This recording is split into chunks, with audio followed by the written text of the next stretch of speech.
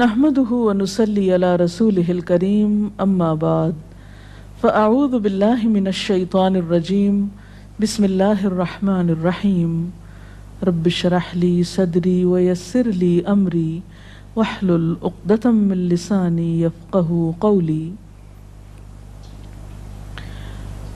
ہماری آج کی گفتگو کا موضوع ہے صبر و برداشت۔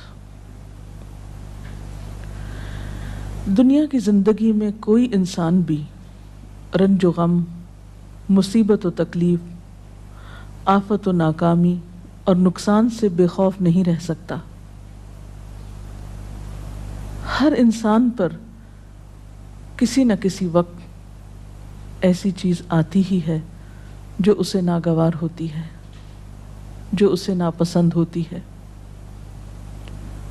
اور یوں بسا اوقات انسان کو ناپسندیدہ حالات میں ڈال کر اس کی آزمائش کی جاتی ہے۔ قرآن پاک میں اللہ تعالیٰ فرماتے ہیں وَنَبْلُوكُمْ بِالْخَيْرِ وَالشَّرِّ فِتْنَةً، ہم تمہیں اچھے برے حال میں مبتلا کر کے تمہاری آزمائش کریں گے۔ ایک اور جگہ پر فرمایا خَلَقَ الْمَوْتَ وَالْحَيَاةَ لِيَبْلُوَكُمْ أَيُّكُمْ أَحْسَنُ عَمَلًا، اس نے موت اور زندگی کو بنایا تاکہ وہ تمہارا امتحان لے کر دیکھے، تمہیں آزما کر دیکھے کہ تم میں اچھے کام کون کرتا ہے۔ اچھے وقت میں، اچھے حالات میں اچھا بننا، موافق ماحول میں، خوشگوار حالات میں، یہ مشکل نہیں ہوتا، لیکن اس وقت اچھا بن کے دکھانا جب انسان پر ایسے حالات آئیں جو اس کے لیے تکلیف اور پریشانی کا باعث ہوں، اس کی مرضی کے مطابق نہ ہوں۔ ایسے میں ہی کسی انسان کا صحیح طور پر پتہ چلتا ہے کہ وہ دراصل کیسا انسان ہے۔ اب جب بھی کوئی مشکل آتی ہے یا مصیبت آتی ہے تو اس وقت انسان کے سامنے دو راستے ہوتے ہیں۔ ایک تو یہ کہ اس مشکل یا مصیبت کا صحیح طور پر مقابلہ کرے،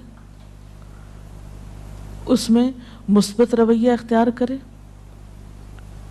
صبر سے کام لے، اور دوسرا راستہ یہ کہ انسان اس پر چیخے چلائے، پریشان ہو، حواس کھو بیٹھے، مایوسی کا شکار ہو۔ اب ان دونوں راستوں کو دیکھ کر آپ خود فیصلہ کر سکتے ہیں کہ کون سا راستہ آپ کے حق میں زیادہ مفید ہو سکتا ہے۔ کسی بھی آنے والی مشکل یا آزمائش کو اگر انسان رب کا فیصلہ سمجھ کر قبول کر لیتا ہے تو اس صورت میں انسان کے اندر صبر آ جاتا ہے، اور اگر انسان مایوس ہوتا ہے، اس فیصلے کو قبول نہیں کرتا، اللہ سے ناراض ہوتا ہے، تو حاصل کچھ بھی نہیں ہوتا، اس اجر کو بھی چھوڑ بیٹھتا ہے جو صبر کی صورت میں اسے اس مصیبت پر مل سکتا تھا، اس سے بھی ہاتھ دھو بیٹھتا ہے، اور دوسری طرف مسئلہ حل بھی نہیں ہوتا۔ اس کے برعکس جو لوگ مصیبت پر صبر کرتے ہیں ان کے بارے میں قرآن پاک میں آتا ہے وَبَشِّرِ الصَّابِرِينَ الَّذِينَ إِذَا أَصَابَتْهُمْ مُصِيبَةٌ قَالُوا إِنَّا لِلَّهِ وَإِنَّا إِلَيْهِ رَاجِعُونَ أُولَئِكَ عَلَيْهِمْ صَلَوَاتٌ مِّن رَّبِّهِمْ وَرَحْمَةٌ وَأُولَئِكَ هُمُ الْمُهْتَدُونَ، اور خوشخبری ان لوگوں کو دیجیے جو مصیبت پر صبر کرتے ہیں اور کہتے ہیں کہ ہم اللہ کے ہیں اور اللہ ہی کی طرف ہمیں واپس جانا ہے۔ ان لوگوں پر ان کے رب کی طرف سے بڑی عنایات ہوں گی اور اس کی رحمت ہوگی، اور ایسے ہی لوگ راہ ہدایت پر ہوتے ہیں۔ گویا مصیبت کے وقت صبر کرنے والا اللہ تعالیٰ کی خاص رحمت اور عنایت کا مستحق ہو جاتا ہے۔ یہاں ایک سوال یہ پیدا ہوتا ہے کہ اگر انسان اللہ تعالیٰ کا محبوب ہے اور اللہ تعالیٰ اپنے بندوں سے پیار کرتا ہے تو پھر انہیں مشکل میں کیوں ڈالتا ہے، ان کا امتحان کیوں لیتا ہے؟ تو بات یہ ہے کہ دنیا میں بھی امتحان کے بغیر انسان کی اصل قدر و قیمت سامنے نہیں آتی۔ مثلاً ایک ماں اپنے بچے سے پیار کرتی ہے لیکن اس کو اسکول بھیجتی ہے، جب امتحان کا وقت آتا ہے تو گھر نہیں بٹھا لیتی، امتحان کے لیے بھیجتی ہے تیار کر کے، اور امتحان سے جب بچہ گزرتا ہے تو ہی وہ پہچانتا ہے کہ اب وہ کس قابل ہے۔ کامیابی امتحان کے بعد ہی آتی، بغیر امتحان کے تو کامیابی کا تصور ہی نہیں۔ اسی طرح ہم دیکھتے ہیں کہ دنیا کی تاریخ میں جس طرح کے بھی لوگ آئے، خواہ وہ نیک آئے یا بد آئے، اچھے یا برے، انبیاء اور صالحین تھے یا فاسقین و فجار تھے، آزمائشیں ہر ایک کی زندگی میں آئیں۔ اس دنیا میں سب کو امتحانوں سے گزرنا پڑا۔ ہاں، یہ فرق ضرور ہے کہ اللہ کے پیاروں نے اللہ کی طرف سے آئے ہوئے امتحان پر کبھی شکوہ نہیں کیا، بے صبری سے اور جلد بازی سے کام نہیں کیا، بلکہ اس کے برعکس صبر سے کام لیا۔ نبی صلی اللہ علیہ وسلم نے فرمایا کہ اذا احب اللہ قوما، جب اللہ کسی قوم سے، کسی گروہ سے محبت کرتا ہے، ابتلاہم، تو ان کو آزما لیتا ہے۔ گویا آزمائش اللہ کی طرف سے کسی ناراضگی کی علامت ہی نہیں، بلکہ بسا اوقات وہ اس کی محبت کی علامت ہوتی ہے۔ پھر فرمایا کہ جو شخص اس پہ راضی ہو جاتا ہے اللہ اس کے لیے راضی ہو جاتا ہے، اور جو ناراض ہوتا ہے اللہ تعالیٰ اس سے ناراض ہو جاتا ہے۔ لیکن وہ لوگ جو کسی بھی دکھ، تکلیف اور آزمائش کے وقت صبر کرتے ہیں تو ان کے بارے میں خوشخبریاں بھی ہیں۔ ایک جگہ پر آتا ہے ان اللہ مع الصابرین، اللہ صبر کرنے والوں کے ساتھ ہے۔ وبشر الصابرین، صبر کرنے والوں کو بشارت دے دو۔ اور قیامت کے دن تو صبر کرنے والوں کا اجر بے پناہ ہے۔ حدیث میں آتا ہے قیامت کے روز دنیا میں عافیت سے رہنے والے جب آزمائش میں مبتلا لوگوں کے اجر کو دیکھیں گے، یعنی قیامت کے دن جو ان کو اجر ملے گا اس کو دیکھیں گے تو تمنا کریں گے کہ اے کاش دنیا میں ہماری جلد کینچیوں سے کاٹ دی جاتی اور ہم بھی صبر کرتے اور آج ہمیں بھی اتنا بڑا اجر ملتا۔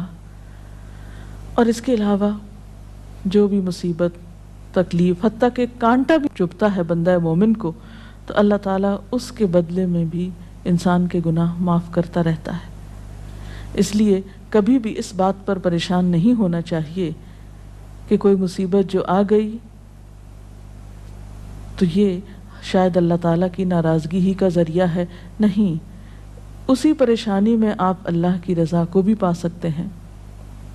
نبی صلی اللہ علیہ وسلم نے فرمایا جس مسلمان کو کوئی قلبی اذیت، جسمانی تکلیف، بیماری، رنج، دکھ، غم، کچھ بھی جو پہنچتا ہے، حتیٰ کہ اگر اسے کانٹا بھی چبھ جاتا ہے اور وہ اس پہ صبر کرتا ہے تو اللہ تعالیٰ اس کے بدلے اس کے گناہوں کو معاف کر دیتا ہے۔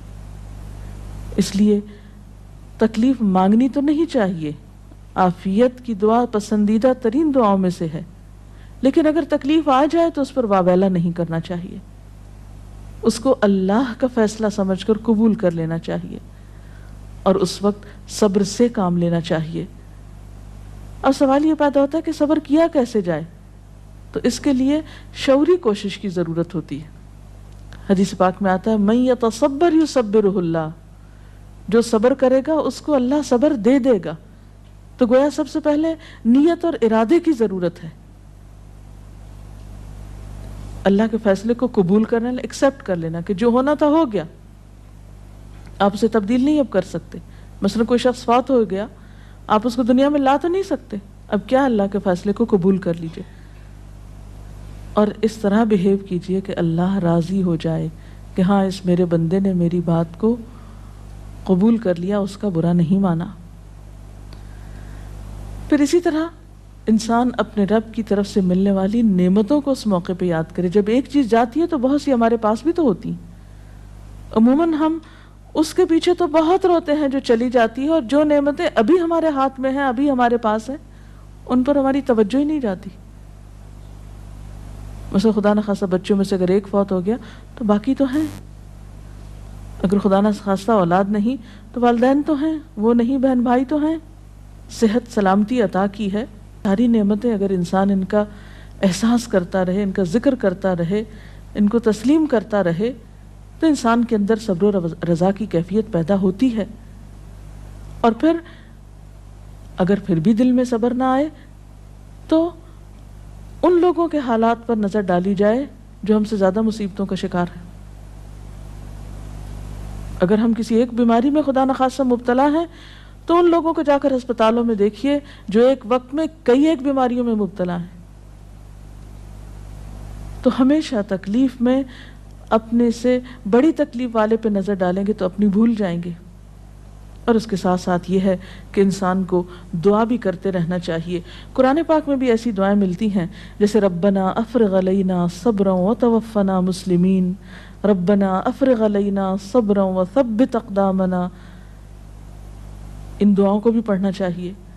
اسی طرح حضرت ابن عباس کا بیان ہے کہ نبی صلی اللہ علیہ وسلم جب کسی رنج و غم میں مبتلا ہوتے تو یہ دعا کیا کرتے تھے، لا الہ الا اللہ رب العرش العظیم، لا الہ الا اللہ رب السماوات و رب الارض و رب العرش الکریم۔ تو اللہ کا ذکر، اس کی دی ہوئی نعمتوں کا شکر انسان کے لیے صبر کے معاملے کو آسان کر دیتا ہے۔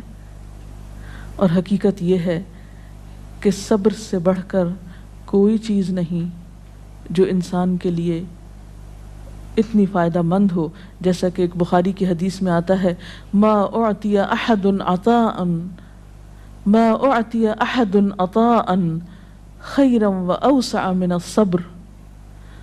صبر کی توفیق سے بڑھ کر سمجھ لو کہ بہتر اور عمدہ نعمت کسی اور کو نہیں ملی۔ یعنی جس کو صبر کرنے کی توفیق ہو گئی، ہمت ہو گئی، تو سمجھ لیجئے کہ اس کو سب سے بڑھ کر نعمت مل گئی۔ یہ توفیق رب کی نعمتوں میں سے ایک بڑی نعمت ہے۔ اور ایک اور روایت میں تو صبر کو آدھا ایمان کہا گیا، صبر نصف الایمان۔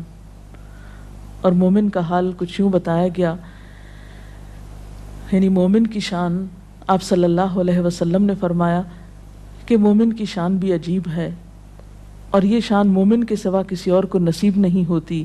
ان اصابتہ سراء شکر فکان خیر لہ وان اصابتہ ضراء صبر فکان خیر لہ، کہ اگر اسے راحت اور خوشی ہوتی ہے تو وہ شکر کرتا ہے، اس طرح اپنی نیکی کو بڑھا لیتا ہے، اور اگر اسے کوئی تکلیف پہنچتی ہے تو صبر کرتا ہے، اور اس سے وہ اپنے درجے بڑھا لیتا ہے۔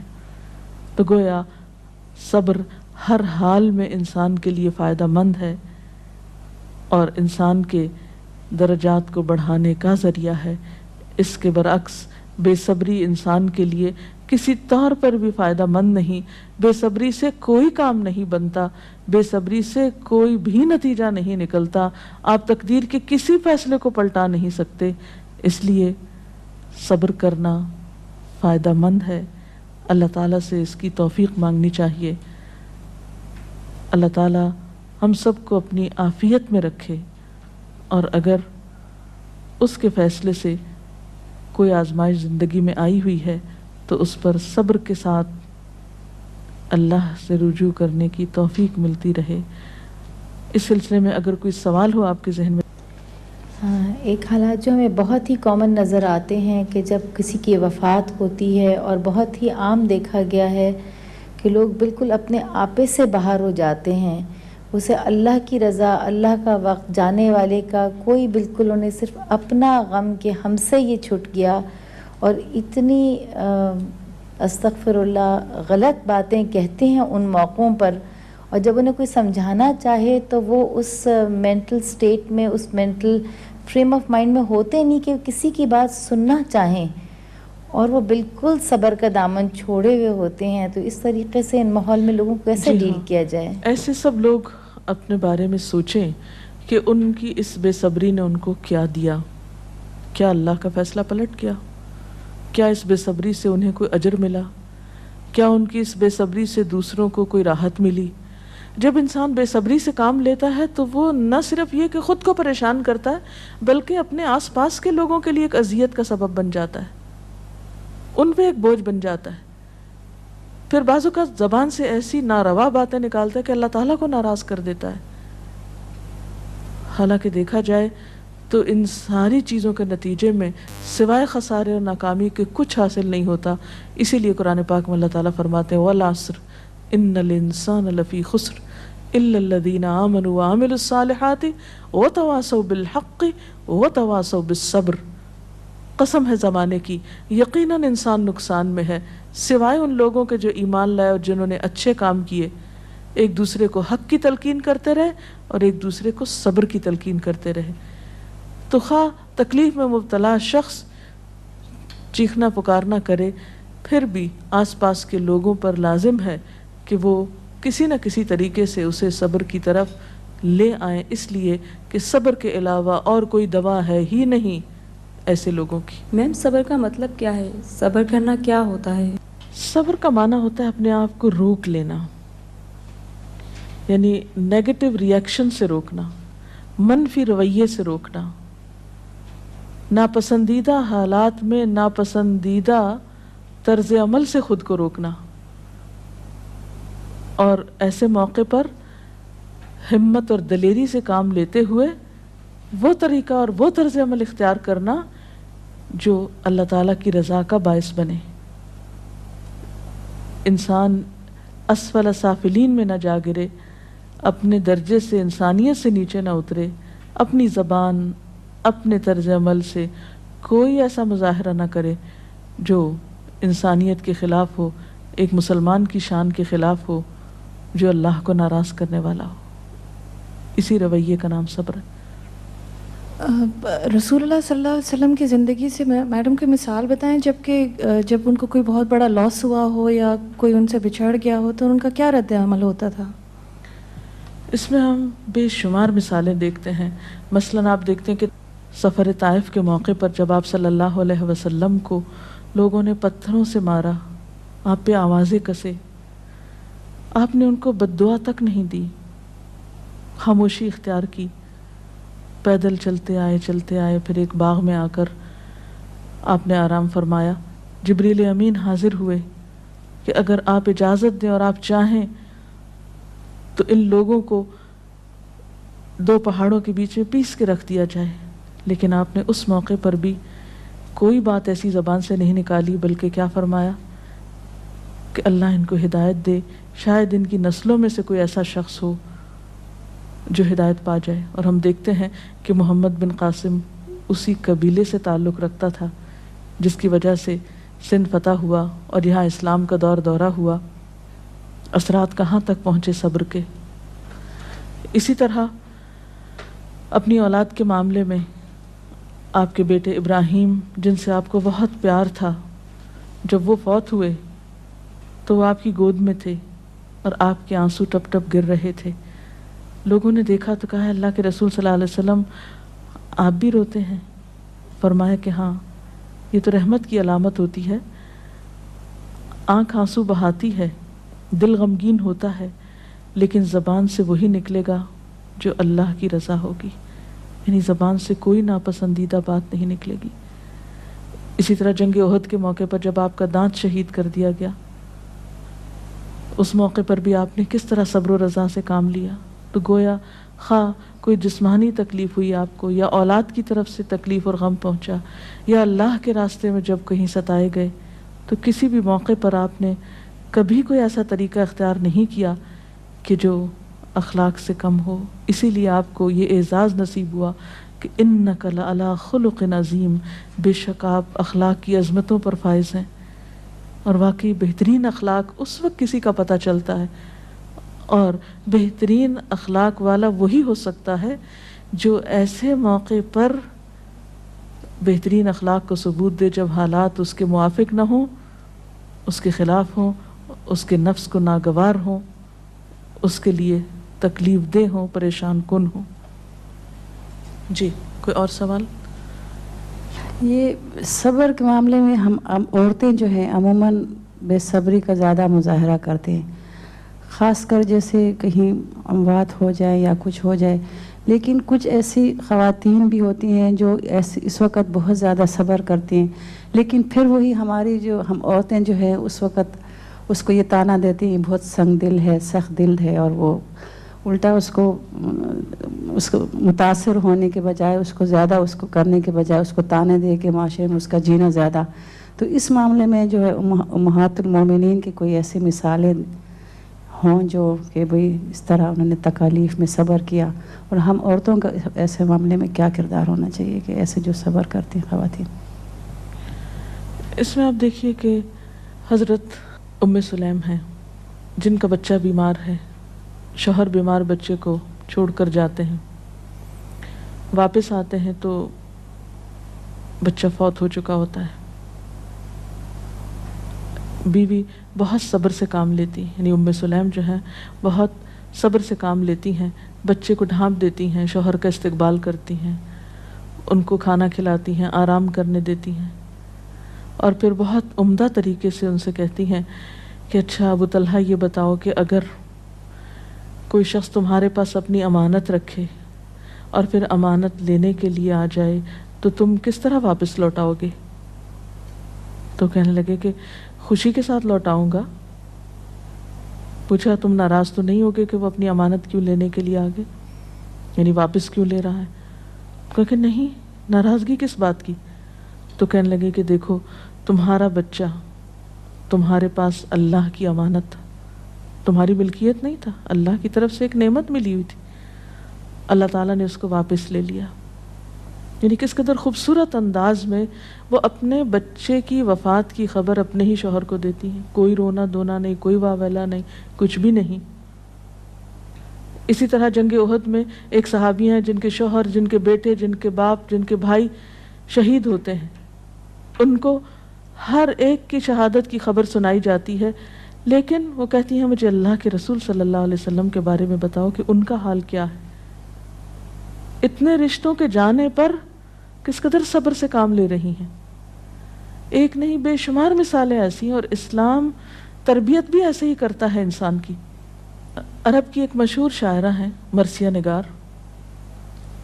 دور جاہلیت میں ان کا بھائی صخر فوت ہو گیا، بھائی سے بہت محبت تھی. اس کے فوت ہونے پر بہت دردناک مرثیہ لکھا. کہتی ہیں کہ این یجودا ولا تجمدا الا تبکیانی لصخر الندى، اے میری دونوں آنکھوں بس بہتی ہی رہو، کیا تم صخر بھائی کا نام تھا، صخر کے لیے روگی نہیں جو بہت ہی سخی تھا، خود بھی روتی تھی اوروں کو بھی رلاتی تھی. اور اس کے ساتھ ہی یہ کہ سیاہ رنگ کی کہتے ہیں کہ اس نے چولی پہن رکھی تھی کہ مرتے دم تک نہیں اتاروں گی، یعنی ہر وقت ایک غم کا سمبل بنی ہوئی تھی.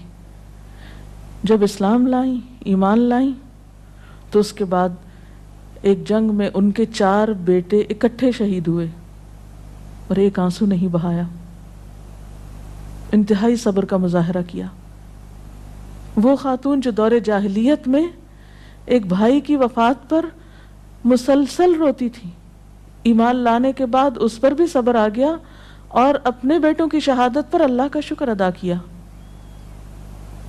اور صخر کے لیے پھر جب کبھی روتی تھی تو کہتی پہلے تو میں اس کی موت پہ روتی تھی، اب اس بات پہ روتی ہوں کہ وہ حالت کفر میں فوت ہو گیا، اس کی آخرت کا کیا ہوگا. تو جس شخص کو غم آخرت لگ جائے وہ دنیا کے غم بھول جایا کرتا ہے.